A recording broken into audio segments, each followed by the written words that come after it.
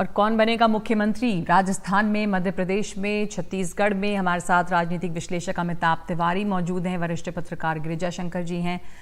हम एक एक करके देख लें अगर तो राजस्थान की बात शुरू करें। मैंने शुरुआत में भी बताया कि बहुत सारे नाम सामने अब आ रहे हैं, बल्कि प्रॉब्लम ऑफ प्लेंटी है बीजेपी के पास। अमिताभ जी, अगर सबके स्ट्रेंथ और वीकनेसेस देखें और 2024 की भी बात करें तो आपके अपना विश्लेषण या समझ क्या कहती है कि कौन ज्यादा मजबूत दावेदार लगते हैं राजस्थान में?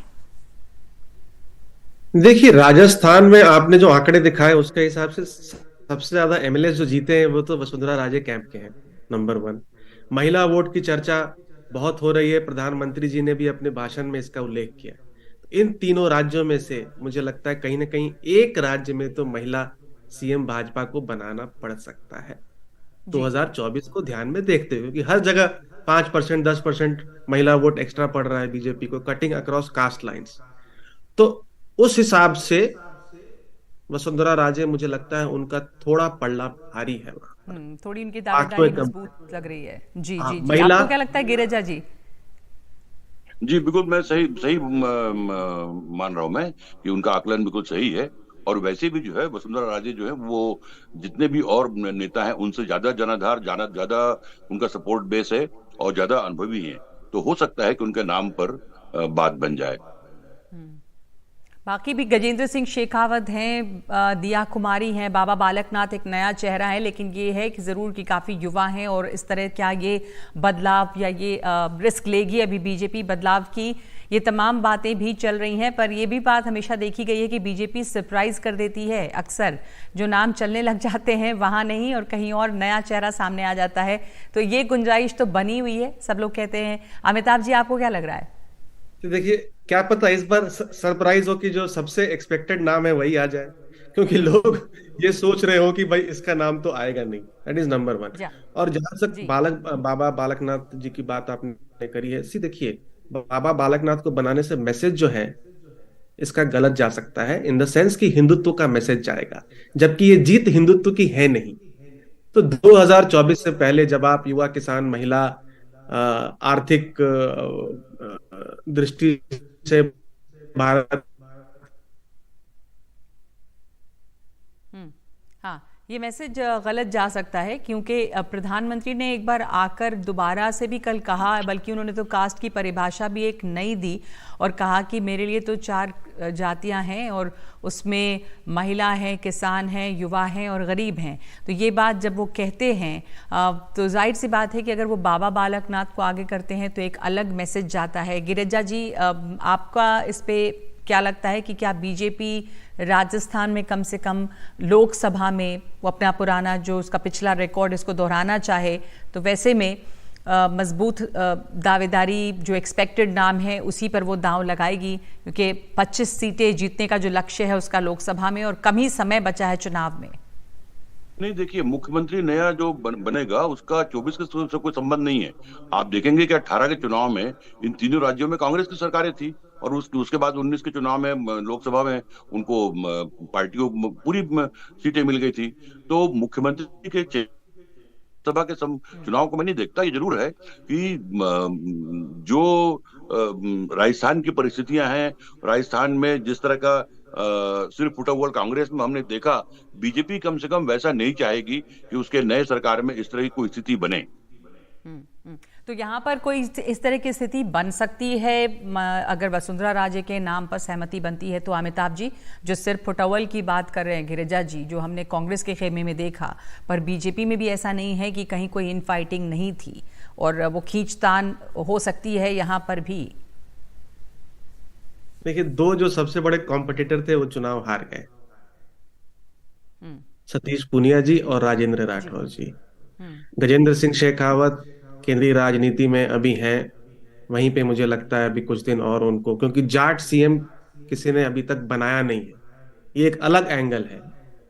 जाट, अगर आप एक डोमिनेंट कास्ट के सीएम को बनाते हैं तो जो अन्य जातियां हैं जो नॉन डोमिनेंट हैं वो भी नाराज हो सकती हैं। तो एक अलग जाट वर्सेस राजपूत पॉलिटिक्स है वहां पर। तो इन सब बातों को ध्यान में रखते हुए मुझे लगता है अभी के हिसाब से, और 24 से रिलेशनशिप है मेरे हिसाब से, क्योंकि हम लोग हमेशा उन 3 राज्यों को देखते हैं जहां पर वोटिंग उल्टा पड़ा था। लेकिन ऐसे कई राज्य हैं जो सिमिलर वोटिंग ही करते हैं। उत्तर प्रदेश, बिहार, झारखंड, गुजरात, हर जो जो वोटिंग राज्य में हुई थी वही वोटिंग वोटिंग जाकर के लोकसभा में हुई। तो इन सब बातों जी। को ध्यान में रखते हुए, हालांकि कुछ भी हो सकता है बीजेपी में, ये कहना बड़ा मुश्किल है कि वो करेंगे क्या। तो देखते हैं क्या सही होता बात है। है। जी, और आपने सही कहा, मुझे भी लगता है जो आप कह रहे थे कि ये 2024 से इसको बिल्कुल काट के नहीं देखा जा सकता, और वहाँ पर अगर उनका लक्ष्य है कुछ हासिल करना तो किसके नेतृत्व में ये हो, वो अलग बात है कि यहाँ केंद्रीय नेतृत्व बहुत मजबूती से और सामूहिक नेतृत्व में चुनाव लड़ा जाता है और मोदी जी के चेहरे पर चुनाव लड़ा जाता है ज़्यादातर। अब हम मध्य प्रदेश की ओर आए, जहाँ पर बहुत ज़्यादा सीटें बीजेपी ने लाई है और बड़ी जीत हासिल की है। इतनी बड़ी 163 सीटों के साथ प्रो इनकम्बेंसी जो मध्य प्रदेश में दिख रही है वो ऐतिहासिक है। तो यहाँ पर भी बहुत सारे नाम है, लेकिन सबसे मजबूत दावेदारी जो मौजूदा मुख्यमंत्री हैं, 18 सालों से हैं सत्ता में, शिवराज सिंह चौहान, उनकी लोकप्रियता कहीं कुछ कम नहीं हुई है। गिरिजा जी। जी बिल्कुल सही कह रही हैं आप। और दूसरी बात ये है कि जो एक परंपरा जो रही है हर हर पार्टियों में, मैंने बात पहले भी कही है कि जो रूलिंग पार्टी होती है, यदि उसको अगले चुनाव में बहुमत मिलता है तो उसका चीफ मिनिस्टर जो है वो स्वाभाविक दावेदार होता है। दावेदार क्या मतलब, वही मुख्यमंत्री होता है। ये हमने हर पार्टी में देखा है, बीजेपी नहीं।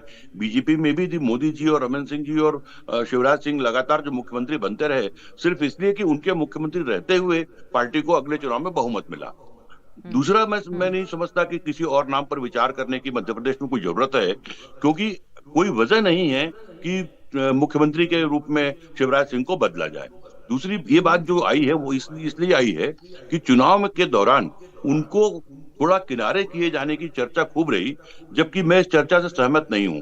यदि उनको किनारे किया गया होता तो 165 200 विधानसभा में जाकर वो आम सभाएं नहीं करते। तो लेकिन ये उनके जो चर्चा है, पोस्टर्स में पहले उनका चेहरा नहीं नजर आया, इसलिए ये चर्चा हुई। ये जरूर है कि उन्होंने 165 या 167 रैलियां की और जगह जगह प्रचार किया, पर अमिताभ, शुरुआत में ऐसा लगा जैसे कि कुछ आधे रास्ते में स्ट्रैटेजी कुछ बदली भी उनकी, जब जमीन पे लोकप्रियता देखी गई तो पहले तो पोस्टर्स में से उनका चेहरा भी उतना नजर नहीं आता था, पर बाद में कुछ बदलाव भी हुआ। मुझे लगता है गिरिजा शंकर जी वहां पे इतने सालों से हैं, उनकी बात में बिल्कुल दम है। मुझे लगता है ये टैक्टिकल स्ट्रैटेजी थी बीजेपी की, उनको सीएम फेस नहीं आगे करना।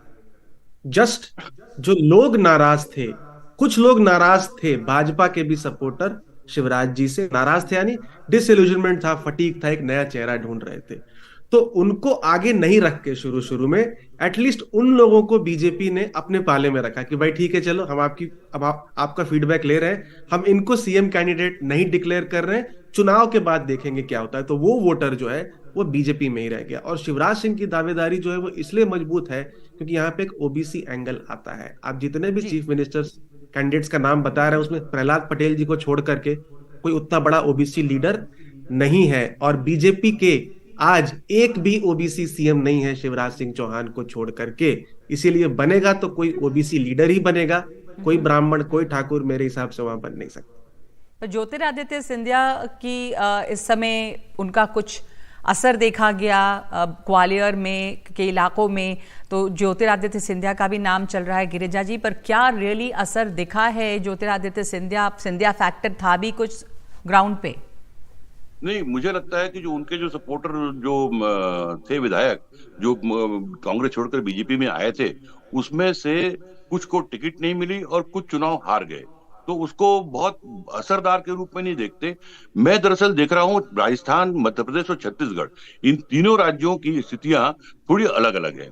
आप देखेंगे कि राजस्थान में विधायकों का मिलना जुलना, मीटिंग और बयानबाजी, वो सिलसिला बहुत घनघोर रूप से शुरू हो गया है, क्योंकि वहां लड़ाई नाम की है। मध्य प्रदेश में कोई आपस में मुलाकात तक की बात नहीं है, दावेदारी तो बहुत दूर की बात रही, क्योंकि यहां मान के चला जा रहा है कि शिवराज सिंह अगले मुख्यमंत्री निश्चित रूप से होंगे, जिस तरह का प्रो इनकम्बेंसी उनकी सरकार उनको लेकर रही है और जो मैंडेट मिला है। और तीसरा आप देखेंगे छत्तीसगढ़, जहां भी कोई हलचल आपको नजर नहीं आएगी, क्योंकि वहां कोई दावेदार ही नहीं है, क्योंकि चुनाव के कुछ दिनों पहले तक तो ये लग ही नहीं रहा था कि बीजेपी दावेदारी नहीं है। रमन सिंह की वहां पे कोई दावेदारी नहीं है।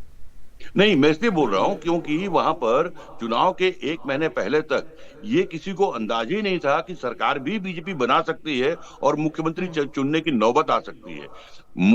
रमन सिंह जो कि भूतपूर्व मुख्यमंत्री हैं, तो वो उनका एक चेहरा है, लेकिन जो चुनाव के पहले जो रणनीति बीजेपी ने बनाई ओबीसी और ट्राइबल फैक्टर को लेकर, पीसीसी जो उनके प्रदेश अध्यक्ष भी हैं और नेता प्रतिपक्ष हैं, वो दोनों ओबीसी से बनाए गए। तो अब मुझे लगता नहीं है कि छत्तीसगढ़ में, एक तो जैसे मैंने कहा कि कोई दावेदारी इसलिए नहीं कि किसी को ये अंदाज ही नहीं था कि सरकार बन जाएगी और मुख्यमंत्री बनने की नौबत आएगी, और दूसरी बात यह है कि वहां पर अब जो आदिवासी या ओबीसी इन्हीं वर्ग से मुख्यमंत्री बनने की गुंजाइश बनती है, और जिसमें बहुत सारे नाम सीनियर लोग हैं, वो सारे लोग जो हैं बीजेपी में चुन के आए हैं।